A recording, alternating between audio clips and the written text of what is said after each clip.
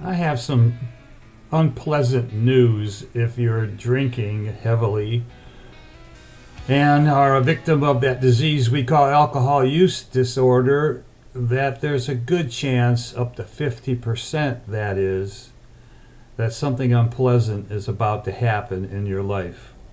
Hey, it's Coach Casey. This is At My Sober Life Journey.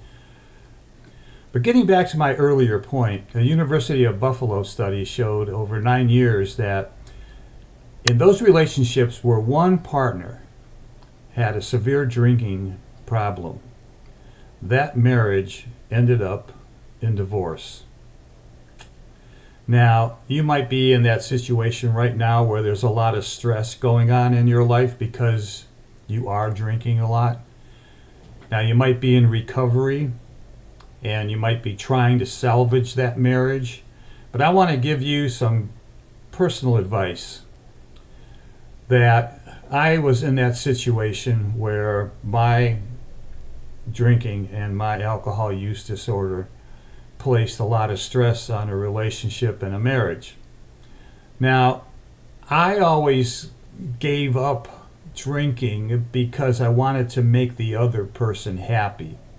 And I didn't understand that sobriety really comes about when we decide to take care of ourselves. So what's my point? My point to this is that while it is statistically proven that alcohol damages relationships because not only of drinking, but sometimes of physical abuse, financial abuse, lack of trust, lying, cheating, deceit, the whole menu of poor behaviors, that you can't fix that unless you fix yourself. And sometimes, as in my case, that fixing doesn't happen until that marriage has crossed the line in the sand, as they say, and you end up divorced and apart. Now, there's compound problems with that in the sense that if you don't have your AUD under control with professional help, that could even deepen depression and deepen anxiety and frustration and sense of low self-esteem. So if you're in this type of relationship right now, what I'm asking you to do is consider professional help, and not for her or him, but for you.